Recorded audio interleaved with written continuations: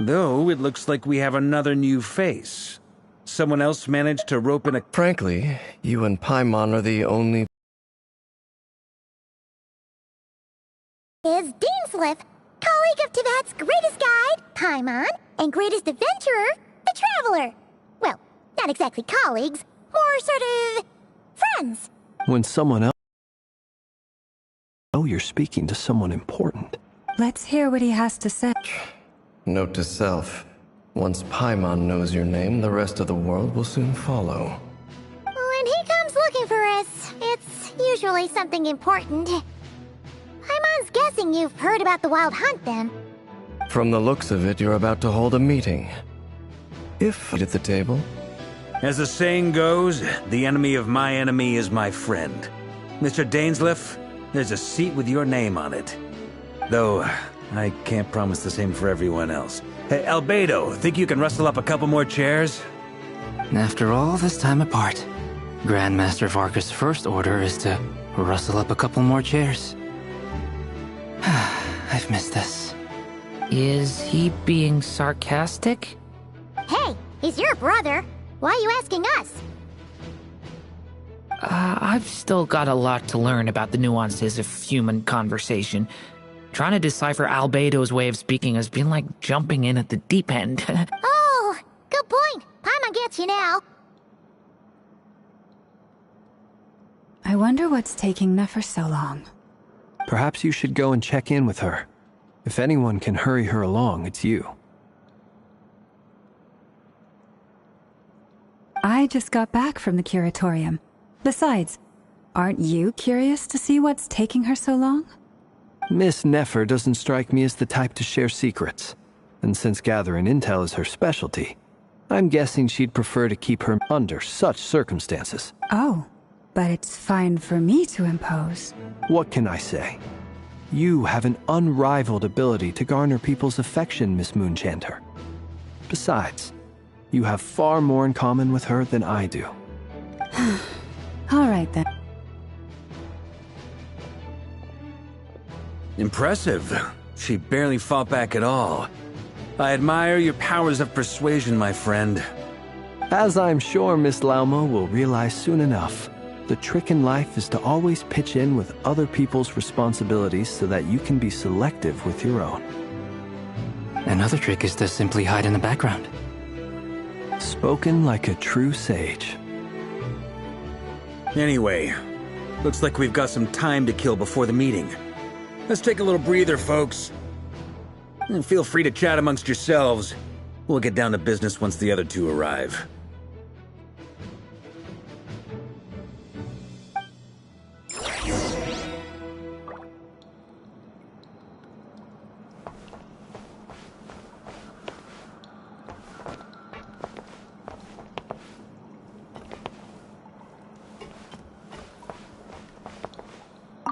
Truth be told, I can't remember the last... You're not alone there, my friend. The Lightkeepers also struggle to bring everyone together for a serious discussion. I don't... Itlua's a good apple. I'll get... So you're what? A fake Ratnik? That's what it sounds like you're saying. But I get the feeling that's not quite what you meant. Come on, why the awkward silence? Sorry. I'm not even gonna... Now that was an awkward silence. Let's just keep this between ourselves. Probably best if Itlua doesn't know, huh? That goes without saying. Gotta be careful what you Anyone else in the know? Let me guess. It's dangerous being too sharp for one's own good, you know. Then, in the name of the Animo Archon Barbados himself, I swear, your secret's safe with me. When we went for drinks, you said that you and Barbados were practically best buds. In the light of that claim, do you really expect me to take your oath seriously? Of course. Just as long as you don't go spreading around the fact that I'm close with Barbados, all right? Fair enough, then. Nothing like a bit of...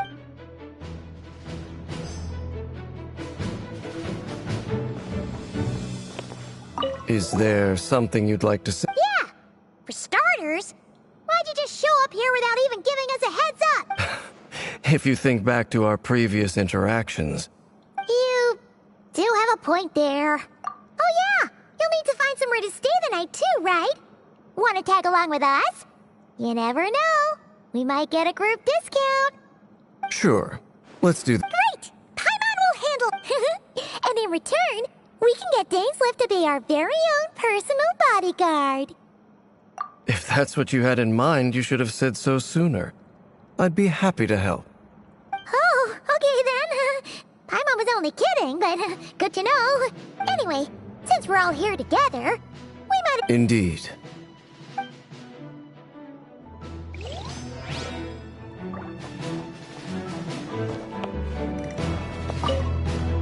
You're both awfully quiet. Why don't I start us off with an icebreaker? Much obliged. Have either of you ever had your portrait painted? If not, I'd be glad to help. That sounds like a... I dabble occasionally. He's an excellent painter. Tables, chairs, people, dragons, you name it. He'll paint it for you. I'm flattered. If I ever get the chance, I'd like to give it a try myself. I'll bear that in mind. Anyway, how about you, Durin? What sort of portrait would you prefer? Oh, I'd be fine with anything. Whatever style feels best to you. Very well. Then I'll play it by ear. You can replicate any style I want? I can try. If you show me a sample, I'll do my best to match it. Thank you. In that case, I'll dig up some reference material for you.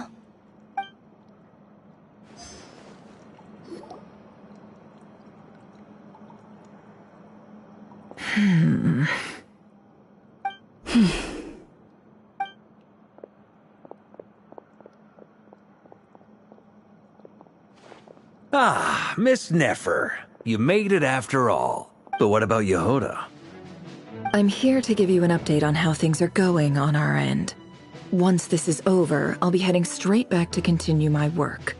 I left Yehoda back at the curatorium to watch over things while I'm gone. Huh. So much for just this once. Shh! Not so loud! We're on a roll here. What if she remembers and suddenly decides to back out? Did you say something, Mr. Varka? Huh? I didn't say anything. Right, Flint's? Must have been a frog. They get so noisy around here at nighttime. It's like they're putting on a concert in the background. Anyway, before we begin, there's a few introductions to make. Let me start by saying that it's an honor to be speaking before so many distinguished colleagues and collaborators. As Moon Chanter, she's the leader of the Frost Moon Scions, a local religious community in Krai. Then there's Miss Nefer, boss of the Curatorium of Secrets, and intel gatherer extraordinaire. Nefer is leading the investigation into Rerer's background, assisted by Yehoda and Lauma. From the little I've heard, they're making some great progress. Over here, we have Mr. Flint's, a ratnik and guardian of the abandoned lighthouse. In our last operation, he courageously destroyed alchemist and captain of the Knights of Favonius investigation team. By his side is a new face for us all, myself included, Mr. Durin, who has come to lend his aid. Next up, we have the Moon Maiden and former Fatui Harbinger, Miss Columbina. Then we have the Traveler, who's earned more titles than I could possibly hope to list out, so I'll spare you the rundown. And Paimon, the ultimate travel companion and quite possibly the best guide in all of Teyvat. Wow! That's a lot of people! Great turnout! Miss Nefer, it looks like you might have another job coming your way, so, congratulations on the booming business, I guess. You think I haven't got enough on my hands as it is? Who's looking for me now? That would be me, Miss Nefer. I have a commission for you. And you are? Who I am doesn't matter right now. What does matter is that I'd like you to gather more intelligence about the Recher of Solnari. Well, it's not as if we never take on anonymous commissions, but in your case, I'll have to decline. I'm gonna take a wild guess and say your job's probably more hassle than it's worth. Something about you seems like bad news. It's my eyes, isn't it? Conrian, I assume. And what's with the mask? Are you trying to hide your identity? In any case, the fact that you're even still alive raises an awful lot of questions for me. My name is Dainsleif. And yes, I am from Conria. As I'm sure you're aware, the Raker of Solnari's real name is Rerir. He was once an acquaintance of mine. Really? Then you must have been quite an influential figure yourself. You flatter me, but none of that matters anymore. My point was simply to clarify why I have asked Miss Nefer to investigate Rerir's background. So you're both from Conria, and it sounds like you used to be friends? What am I missing here? Surely you already know how he became one of the Five Sinners. I'll tell you everything I know. The history of Conria, the names and identities of the Five Sinners. I remember it all like it was yesterday. I have never spoken openly of this before, but the truth was exactly as people say. The Five Sinners were each driven by their own desires, and it was by playing upon these that the Abyss tempted them to their fall, tearing Conria apart in the process. The visionary, Vedifenir, who wished to foretell the future. The wise, Haroptatir, who sought limitless knowledge. Gold, Rhindaughter, who desired to create life. The foul, Surtologi, who pursued supreme strength. And last, but not least, Raker of Solnari, Rerir, Ravager of the Moon. Of the five, Rerir is the only one who remains a mystery to me. He never harbored grand ambitions, so what changed in the space of a single night? How did he come to fall like the others? In other words, you're saying that his change came as a shock to you, and you have no idea what actually happened? That's right. You mentioned how the Abyss tempted them, which led to their fall. But what did that look like in practice? And what other context can you give me about the events of that time? The more detail you can give me, the better.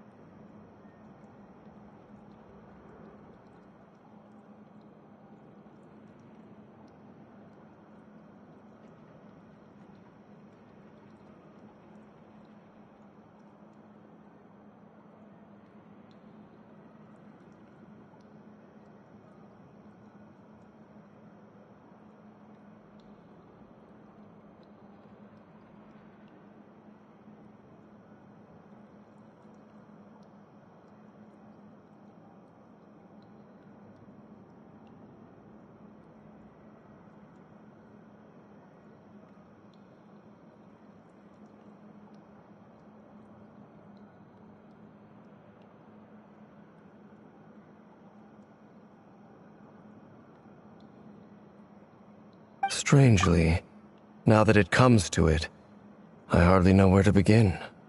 The fateful night took place during the era of the Eclipse Dynasty. One day, my elder brother, the visionary, Vedifenir, was summoned to the palace. When I came to hear of this, my fury knew no bounds.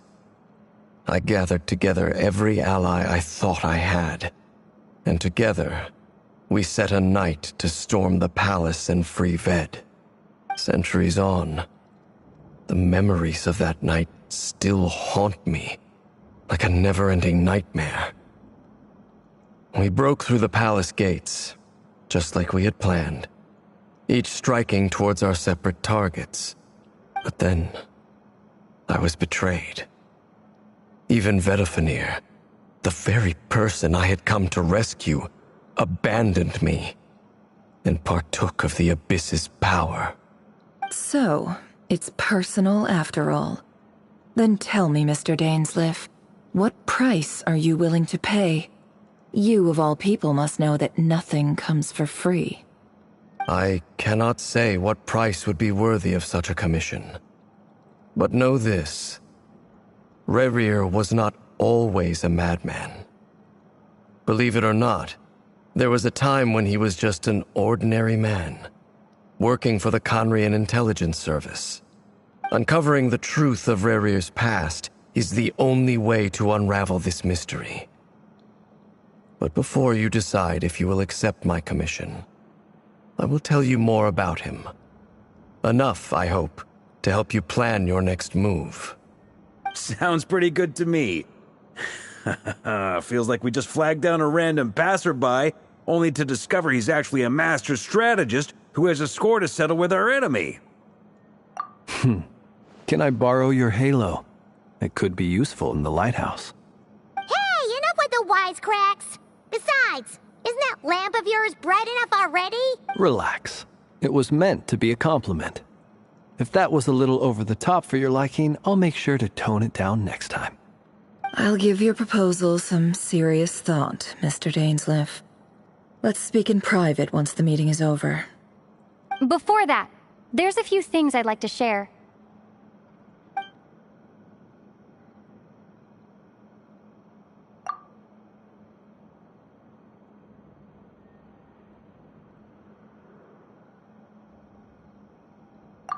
Now that we've united the hearts of the three moons, your power should be greatly enhanced.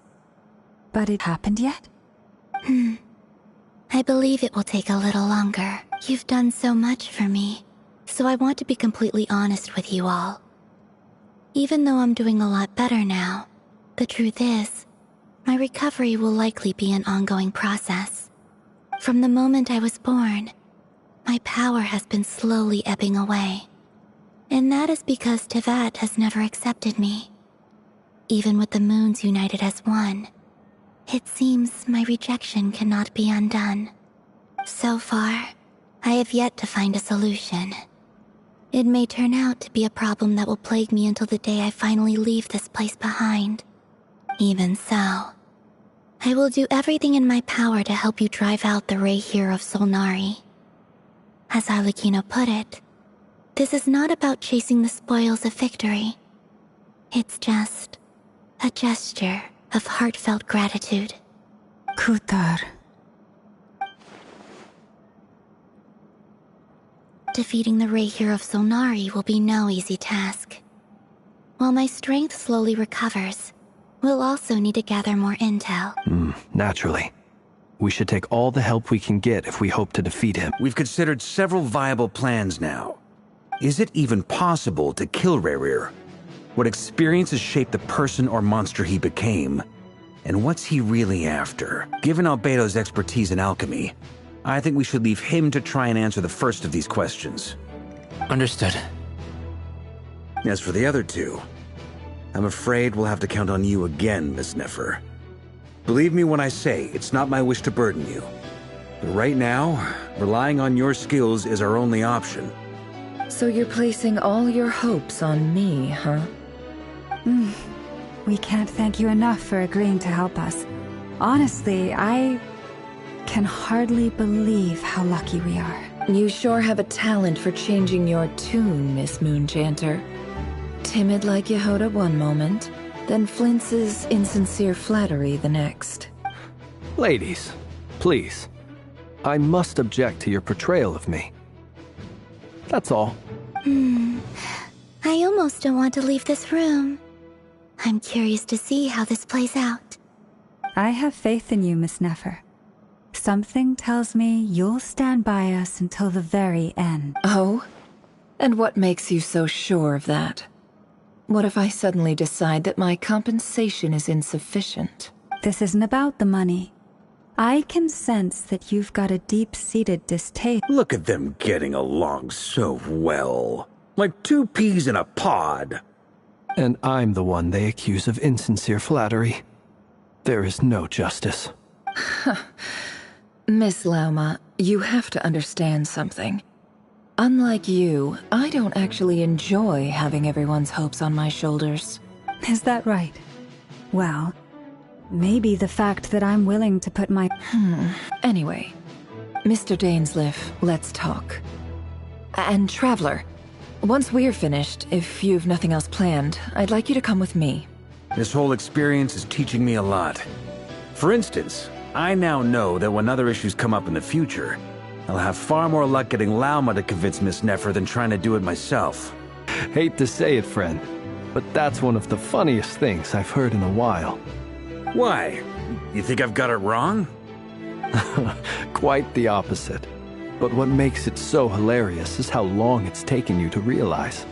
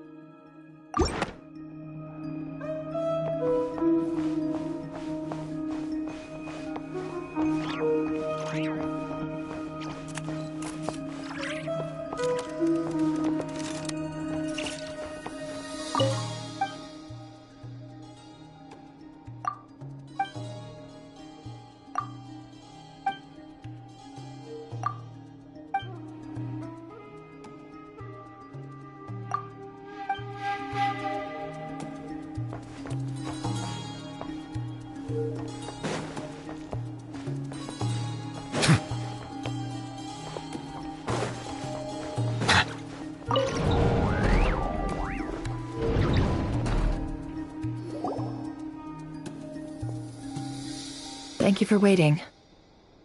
It's okay. We actually used the time to help Dainsleif get a room at the hotel. That's very considerate of you. Now, I trust you share my... We spoke at some length after the meeting. Has a lot of faith in us, that's for sure. Likewise.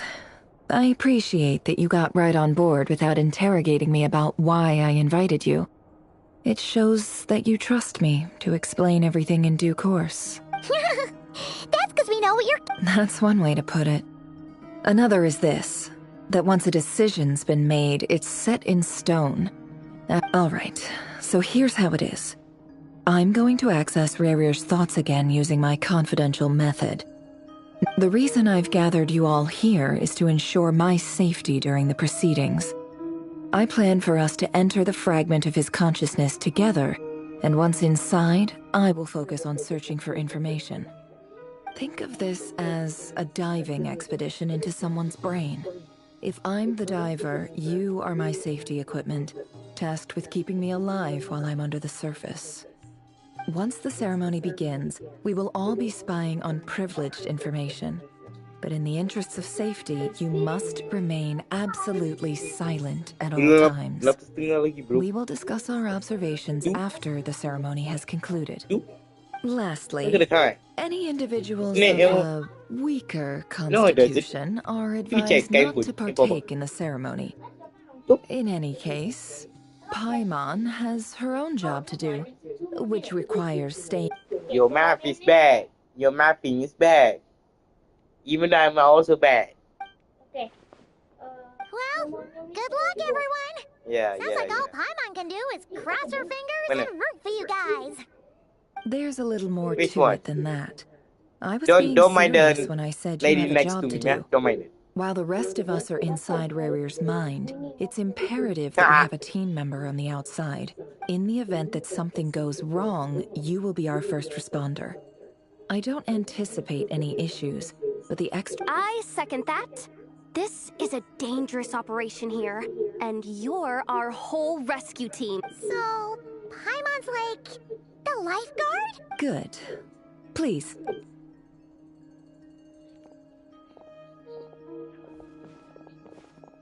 So, did Mr. Dainsleif tell you anything else?